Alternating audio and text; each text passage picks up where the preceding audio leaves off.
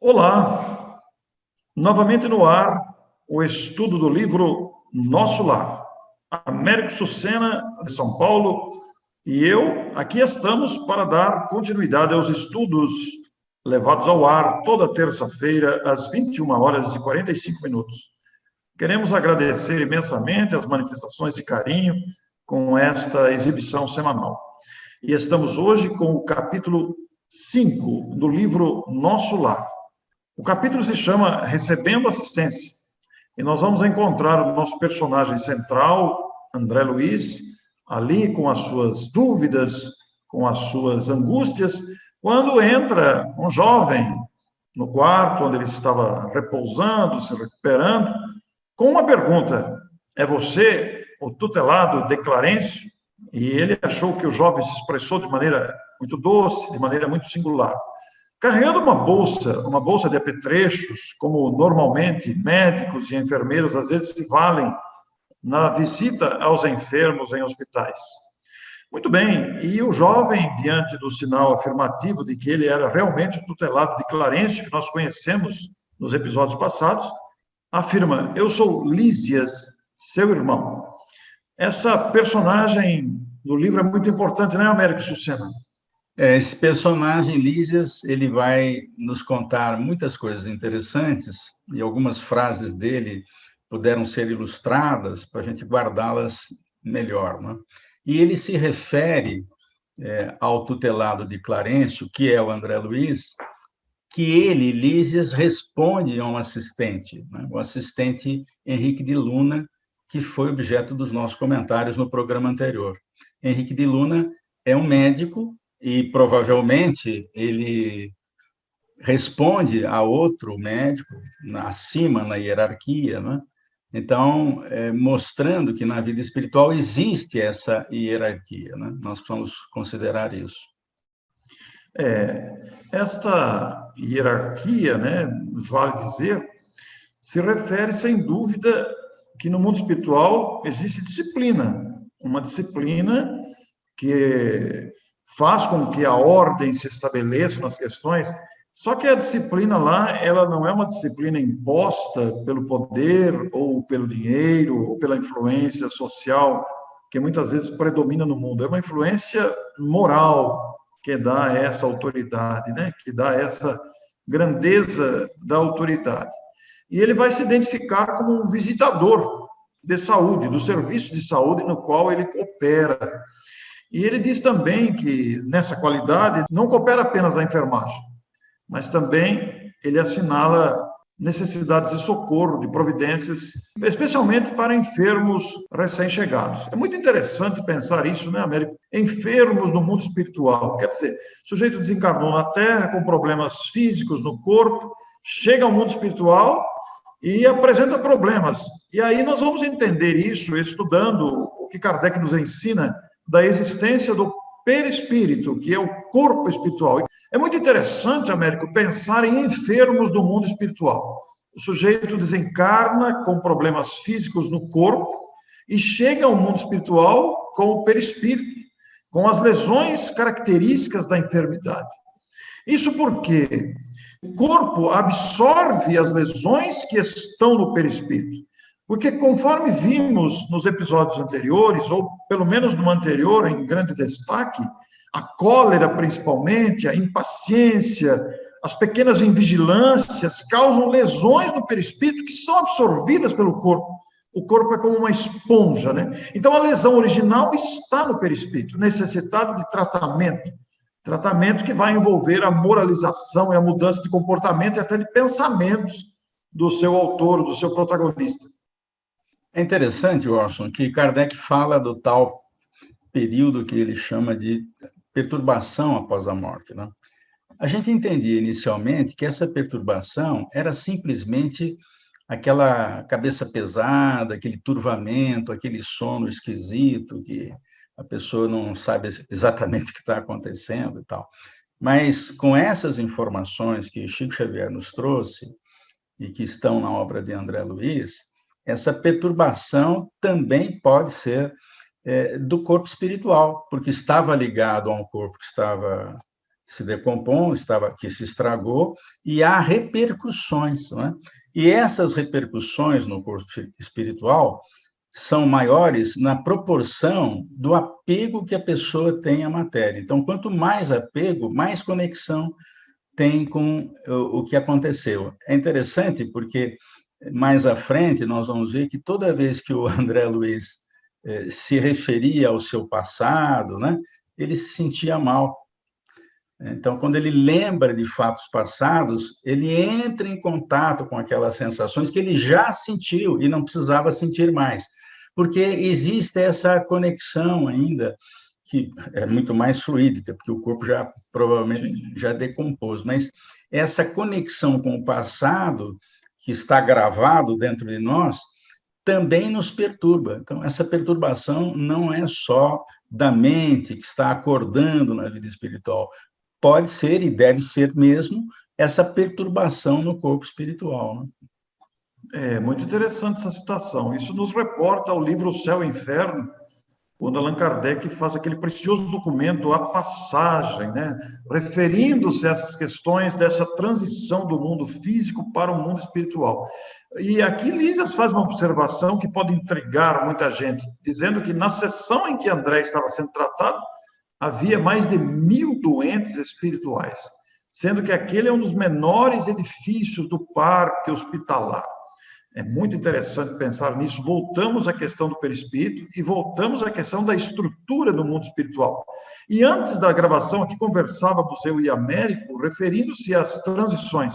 Nada dá pulos na natureza, a natureza não dá saltos. Existe uma transição natural que vai acontecendo, estamos habituados. Até para fazer uma viagem aqui neste planeta, nos transportarmos de ônibus, de avião, de carro, de uma cidade para outra, utilizarmos o transporte coletivo, vamos nos sujeitar às condições da viagem, do mundo físico para o mundo espiritual. Isso também acontece. É uma transição que vai encontrar-se com os efeitos, com os desdobramentos dessa transição. Essa transição é obrigatória, praticamente para todo mundo. Só escapa disso os espíritos altamente evoluídos, que não têm apego nenhum à matéria, ou muito pouco, né? E saem com facilidade do corpo e recuperam a lucidez. Há vários exemplos, e hoje nós vamos citar um, mais para o fim do capítulo, ou se é que o capítulo vai acabar hoje, né? Que mostra exatamente uma pessoa que sai do corpo absolutamente lúcida. E isso tem a ver com a vida dela. Isso não é presente do céu, não é dádiva excepcional, não é nenhum mecanismo que não seja lógico, que não tenha mérito. A meritocracia é um mecanismo da lei de Deus, ela existe na lei de Deus. Na Terra não funciona sempre assim, mas na lei de Deus, o mérito está na base das consequências que nós sofremos daquilo que fazemos, ou não. Muito importante esta observação, né? E os dois estavam ali dialogando, né? O nosso Lísias, utilizando-se dos seus apetrechos de enfermeiro, de assistentes da área de saúde, começou a examinar, a auscultar o corpo espiritual de André, verificando ali que a zona dos intestinos apresentava lesões sérias, com vestígios exatos do câncer, a região do fígado afetada com dilacerações, a dos rins, característico de esgotamento prematuro.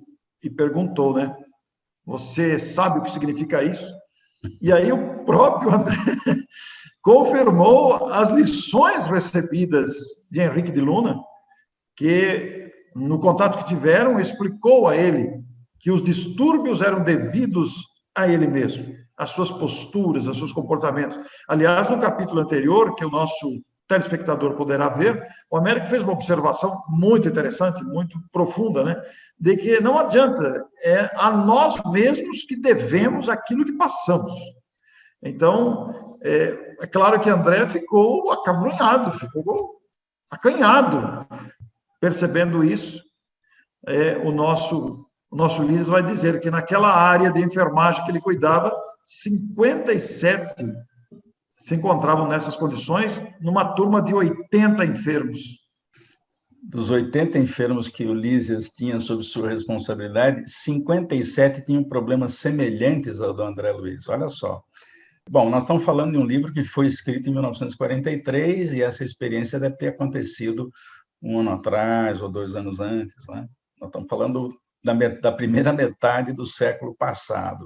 Então, vejamos, por que as pessoas chegam em má situação na vida espiritual? Eu me incluo também nisso, porque a gente não cuida suficientemente bem do corpo físico. E por quê? Porque a gente vive agredindo, né? Ora com palavra, ora com o olhar, ora só com o sentimento, isso quando não usa o gesto, né, para agredir.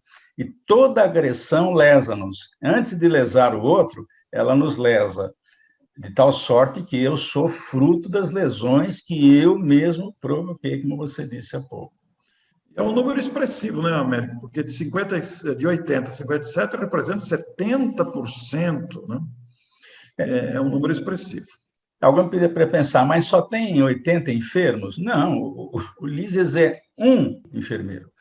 Então, tem outros, e que ficam responsáveis por outros grupos, né?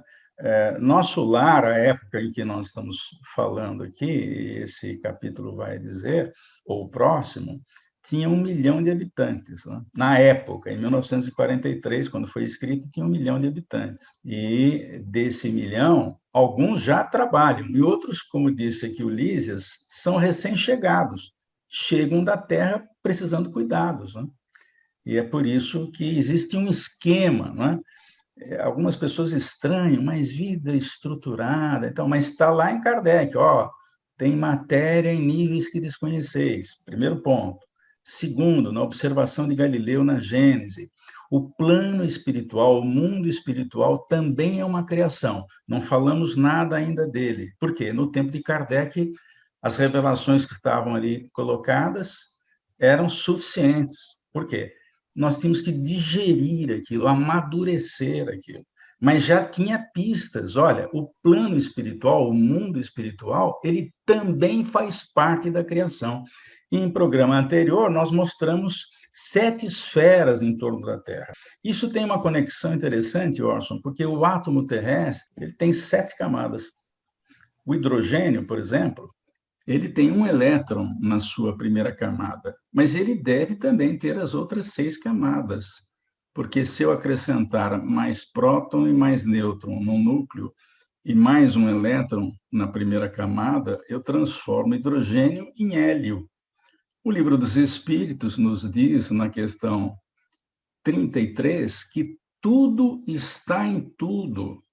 Ou seja, a matéria básica é a mesma para tudo, é como se fosse um grande Lego, de tal sorte que esse exemplo das esferas espirituais tem uma relação do microcosmo com o macrocosmo, porque a lei é a mesma. É muito importante pensar nisso, né? E aí o nosso Lísias, na conversa com o André, falando dos enfermos sobre a sua responsabilidade, você lembrou bem, né, América? 1 milhão de habitantes na época. Nesses 1 milhão de habitantes, quantas equipes médicas se movimentavam ali? Lísias era apenas um dos enfermeiros sob supervisão de médico, né? E ele ainda pergunta sobre os mutilados e faz uma advertência muito grave aqui, muito profunda, né? Referindo-se também às imprevidências humanas, à negligência humana nos tratos com o comportamento. Ele vai citar alguns exemplos duros aqui, né? O homem imprevidente gastou os olhos no mal a que comparece de órbitas vazias. O malfeitor, interessado em utilizar o dom da locomoção fácil nos atos criminosos, experimenta a desolação da paralisia. Quando não é recolhido absolutamente sem as pernas. Olha cada advertência grave. E os pobres, obsidiados nas aberrações sexuais, costumam chegar aqui em extrema loucura. A pessoa pode até estranhar essas observações graves, porque esses exemplos podem se multiplicar ao infinito diante das mazelas humanas. Mazelas humanas, disse bem, Américo, porque essas mazelas geram consequências no corpo espiritual, a consciência de culpa, a perturbação decorrente da imoralidade causa essas perplexidades que os espíritos têm que tratar no mundo espiritual, diante desses médicos, enfermeiros dedicados, que se dão conta desses recém-chegados em extrema perturbação, quase uma loucura, né? A obra de André Luiz vai contar vários casos, viu, Orson, a respeito disso. Vai contar, inclusive, de um líder assaltante, não é? Que tinha um grupo de espíritos ligados a ele que promovia assaltos. Não é? O que vai acontecer? O grupo vai reencarnar, ele vai ter problemas de locomoção, os outros vão ter outros problemas. Agora, a gente não vai lembrar de tudo, mas nós vamos passar por esse livro e vamos contar essa história, que está lá no Domínios da Mediunidade. Eu não sei quando isso vai acontecer, mas se a gente chegar até lá, eu sei que você chega, então você fará sozinho aí o programa. Não me deixe na fria, não. Então, lá conta exatamente isso. O sujeito nasce com problemas de locomoção. Por quê? Porque usou a locomoção para prejudicar o outro. Você vai dizer assim, e os que ele prejudicou? Não eram responsáveis? Eram. O Chico conta uma história muito interessante. Aliás, algum biógrafo do Chico conta uma história muito interessante a respeito de um sujeito que foi lá reclamar para o Chico e contou uma história de um assalto, que ele perdeu muito dinheiro e tal. Contou uma história longa, né? Quando ele terminou, o Chico bateu nas costas dele e falou: meu amigo, que bom que a gente está devolvendo, né? Não tem sofrimento que seja injusto. A gente sempre recolhe o que planta, uai. Se roubaram, é porque a gente também fez a mesma coisa, uai. Nada é em vão, né? Não tem do que reclamar. Eu passo por aquilo que eu dei origem e pronto, ponto final. Este capítulo de observações, não esse capítulo propriamente, mas esse tema da lei, dessas consequências, enquadra-se na lei de causa e efeito, tão bem conhecida de todos nós, ação e reação, que, aliás, é um dos nomes, é um dos títulos de um dos livros de André Luiz, que esperamos chegar lá, né? Mas, então, por outro lado, Américo, ao lado de apresentar quadros difíceis aí, de consequências, o Lísias também apresenta o outro lado da questão, que fala da felicidade decorrente do trabalho, né? E diz que a alegria habita cada recanto do nosso lar, porque o Senhor nos deu o pão abençoado do serviço. Que bonito ler uma coisa dessa. A gente só pensa em coisas erradas, em consequências drásticas, em sofrimento, mas não. Olha aí, o trabalho e a alegria decorrente da noção de servir é onde está enquadrando aí o nosso Lísias. O trabalho é fundamental. Aqui na Terra, nós tivemos uma experiência muito triste no Brasil, fruto da inexperiência dos habitantes, é claro, de todos nós, né? Em que o trabalho era considerado uma forma degradada de viver. Então, por isso que nós tentamos escravizar os índios, não conseguimos, mas escravizamos os escravos que vieram da África, porque não cabia na mente daquela época que o trabalho fosse uma coisa boa, né? Mas hoje, por exemplo, nós já evoluímos, nós percebemos a importância. Quem perde emprego hoje sabe perfeitamente o problema que está enfrentando.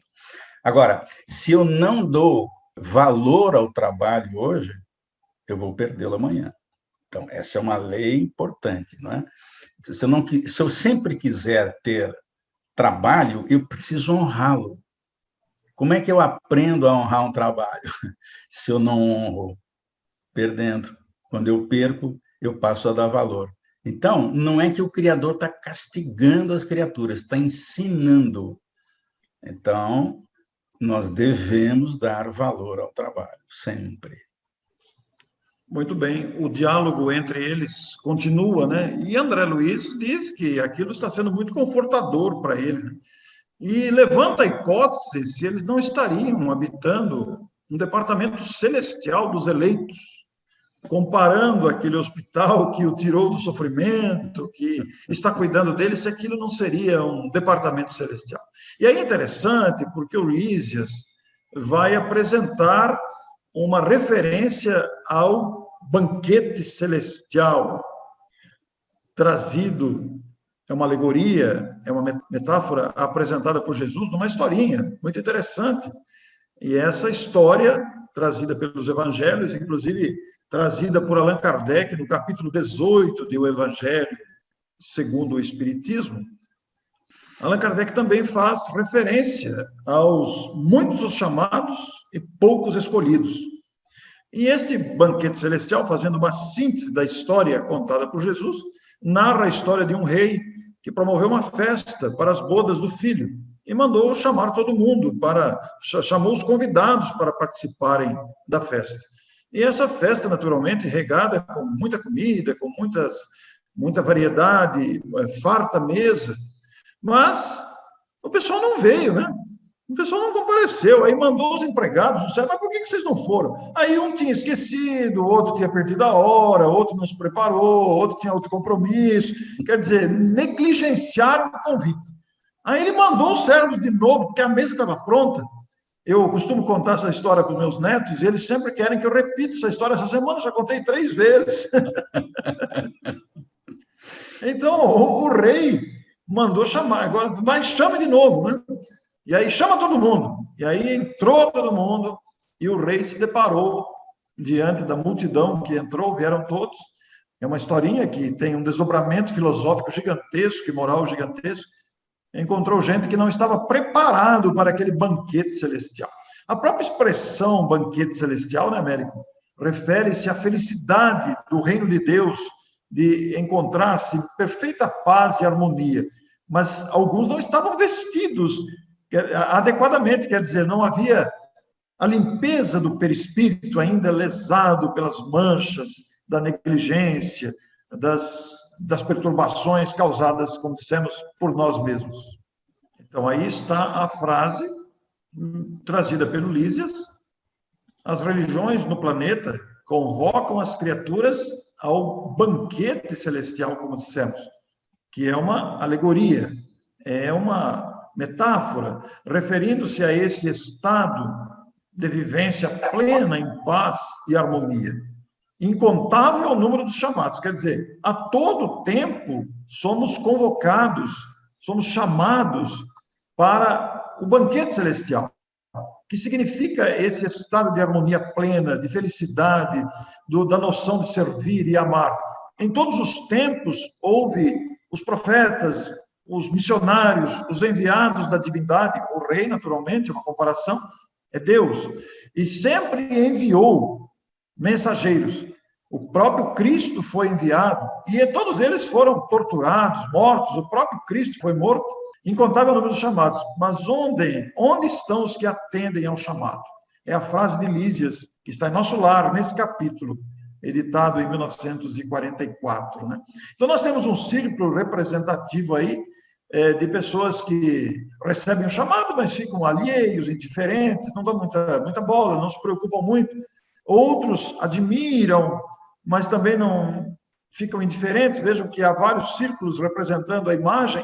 São poucos os que mergulham ao trabalho cristão, exatamente, representado aí por essas pessoas que estão no meio, no círculo, mergulharam no trabalho. Nós temos inúmeros exemplos na vida humana de pessoas que verdadeiramente mergulham no trabalho do bem. Essa metáfora foi interessante exatamente para mostrar isso. É claro que é uma metáfora pequena, porque essa pequena multidão aqui, no fundo, é um pedaço da humanidade, né? A humanidade tem 20 bilhões de espíritos, grosso modo, né? Dos quais 7 bilhões e 700 milhões estão encarnados. O restante, os outros 12 bilhões e 300 milhões, estão na vida espiritual da Terra, no entorno, nas esferas, nas várias esferas espirituais da Terra. Coisa impressionante pensar tudo isso, né? Porque multidões vivem um sono, né? Como se fosse um sono letárgico, indiferente às razões de viver, sem compreender a finalidade de viver, distribuindo-se aí em pessoas desnorteadas, doentes, ignorantes, totalmente indiferentes. Por isso, diante dessa indiferença que nos caracteriza e considerando a lei de evolução, a lei do progresso, somos todos compelidos ao trabalho da melhora de nós mesmos. Isso é muito importante de pensar, né, Américo? Somos convocados à melhora individual e coletiva, a começar por nós mesmos, é claro.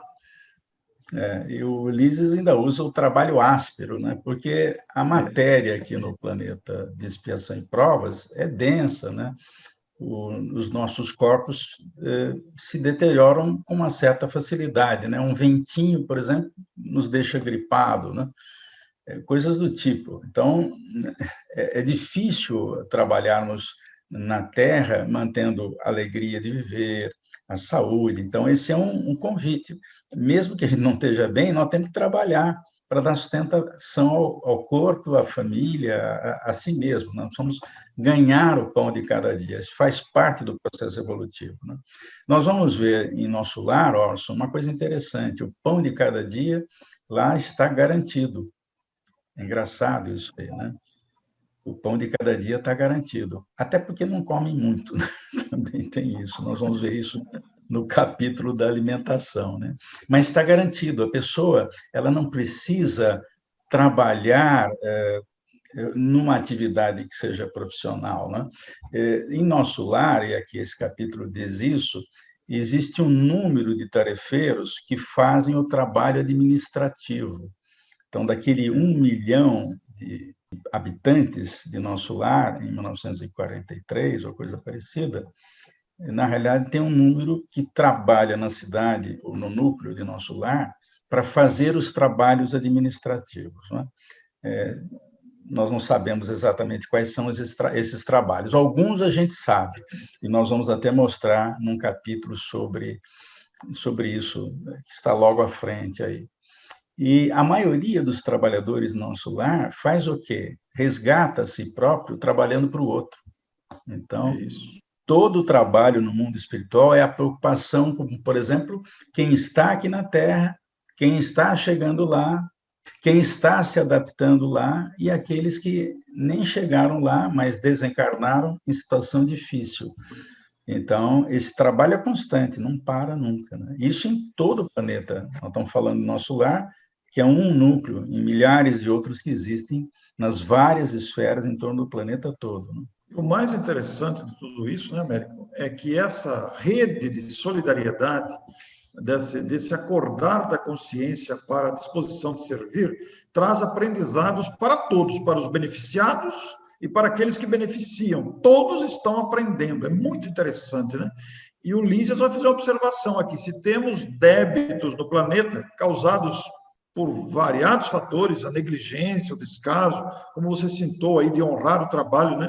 E lesões causadas à natureza, à sociedade, aos animais, a pessoas, etc., teremos que voltar para retificar, lavando o rosto no suor do mundo, nas tarefas rudes, às vezes, e ásperas, uma palavra que ele usou, para nos retificarmos perante a própria consciência. André Luiz chega até a dizer: nossa, como fui perverso, né?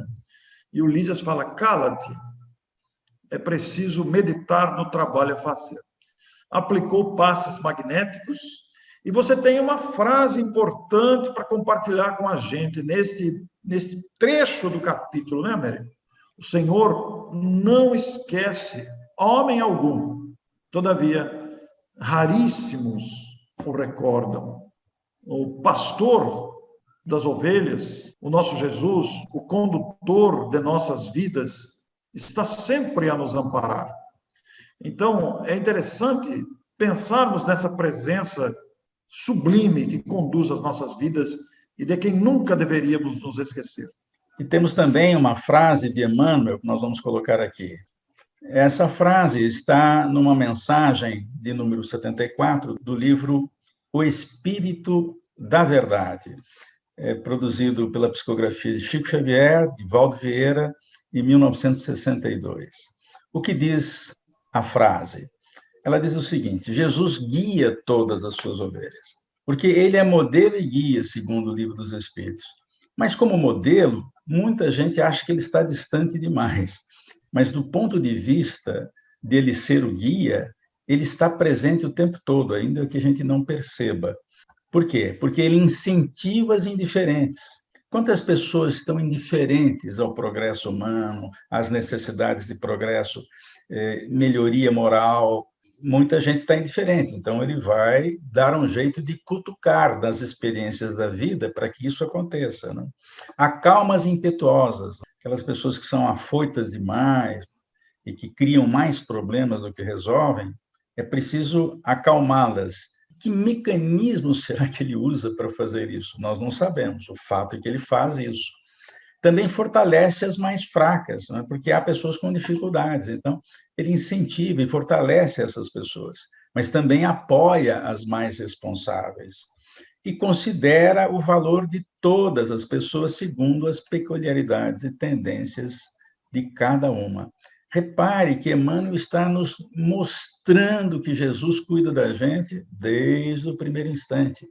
Mesmo não estando encarnado, ele já cuidava da gente. Aliás, teve que preparar a Terra durante 4,5 bilhões de anos para que a vida fosse possível.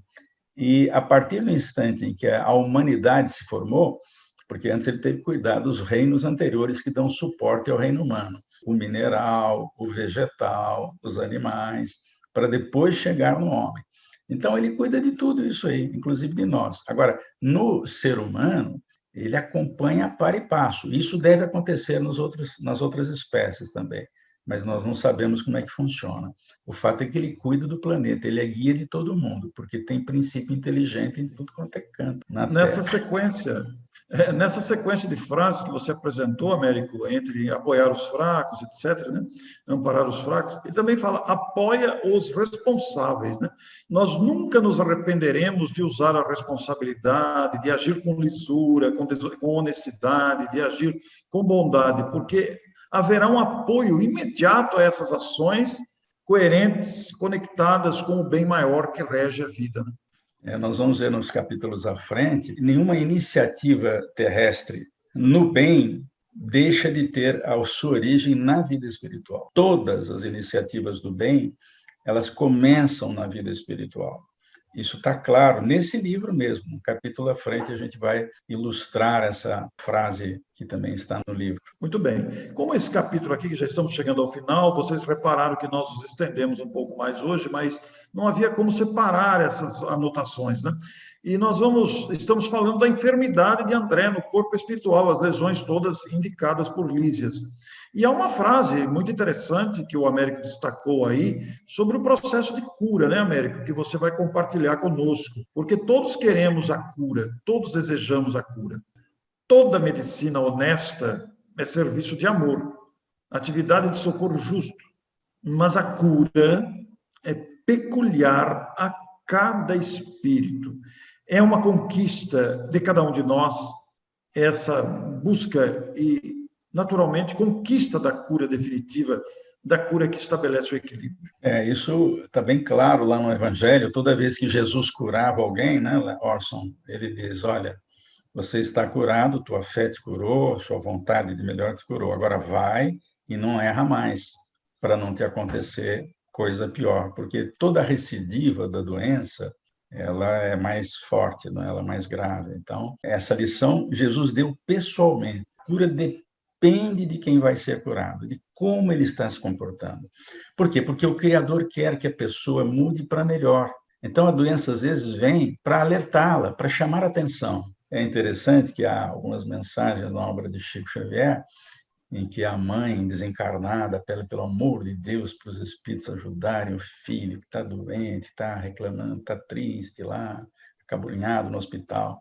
Aí os mentores vão lá, dão uma melhoradinha na saúde, ele já começa a tratar mal o enfermeiro, o médico, a servente. Aí os espíritos falam para a mãe, olha, ele vai ficar ruim de outra vez. E fica.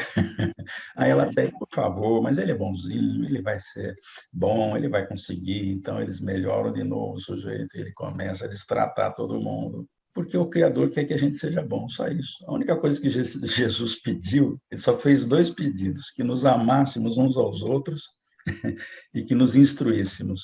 Nessa ordem. Nessa ordem. E o Lísias, aliás, você fez uma observação, né, Américo, também, a citação de Jesus, vai e não peques mais, para que não aconteça coisa pior, né? E o Lísias continua o diálogo, afirmando a André Luiz que ele será tratado, sentir-se-á forte, como nos velhos tempos da juventude, trabalhará muito e faz um prognóstico interessante. Com certeza, eu creio, né, será um dos melhores colaboradores em nosso lar, como que enxergando o futuro trabalho que André Luiz faria, né? Mas, adverte, a causa dos seus males persistirá até que se desfaça os germes da perversão da saúde, que agregou o seu corpo sutil pelo descuido moral e pelo desejo dos gozos mais do que os outros. Muito grave essa observação, serve para todos nós, devemos observar isso. E temos uma frase para compartilhar aí, né, Américo?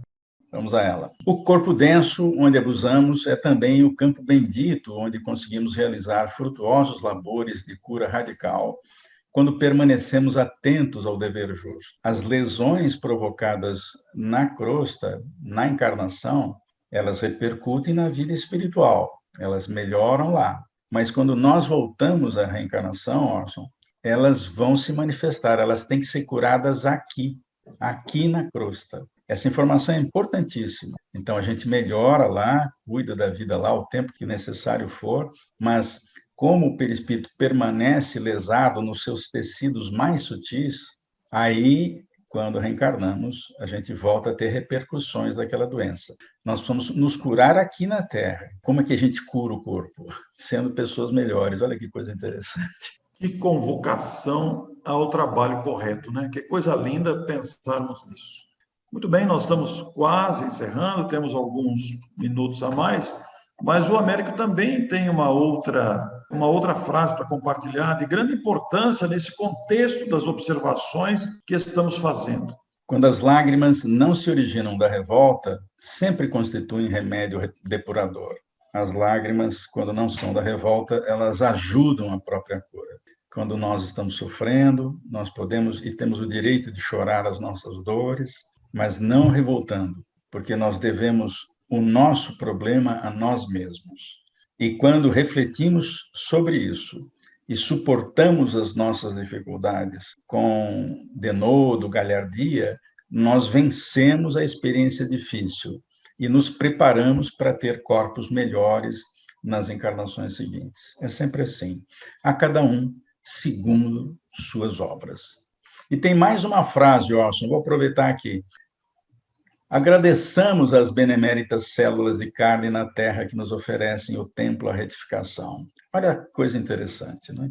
Nós sabemos que cada partícula tem um princípio inteligente. Então, num único átomo, há milhares de princípios inteligentes trabalhando nas múltiplas partículas que existem por lá. Agora, os átomos formam moléculas e as moléculas formam células. Então, nós estamos vendo aí algumas células que são cheias de princípios inteligentes trabalhando para a manutenção da vida no nosso corpo. E o Lísias está sugerindo que a gente agradeça a estas células que nos servem, porque são elas que nos permitem a retificação de experiências. E aqui, para encerrar o capítulo, falando de um outro livro, num livro que nós vamos examinar, Obreiros da Vida Eterna, que é o 4º livro da série André Luiz, uma das personagens de alto nível no mundo espiritual, Adelaide Câmara, ela desencarna na Terra absolutamente lúcida. Estamos vendo nesta cena o momento em que ela observa o próprio corpo. Ela desprendeu-se sozinha do último laço que aprendia o corpo. Não precisou da ajuda de Jerônimo e de André Luiz, que estão aí na imagem. Jerônimo à direita, André Luiz à esquerda. Os velórios antigamente eram feitos em casa. E antes de partir para regiões espirituais, fez questão de agradecer o corpo de carne que a serviu, agradecendo cada uma das células. Essa gratidão é muito interessante, não? Muito interessante, realmente, porque é até uma despedida de gratidão ao corpo que nos serviu de instrumento, né? Muito bem, nós estamos aqui tão agradecidos também a essa oportunidade que estamos vivendo, não só as nossas células, mas agradecidos à sua atenção, querido amigo, querida amiga que assiste a nossa série, a sequência dos capítulos. Hoje nós tivemos que avançar um pouco mais, além do tempo que a gente normalmente utiliza, mas foi a necessidade do capítulo. Talvez, conforme a sequência dos capítulos, nós tenhamos que dividir os capítulos em 2 episódios.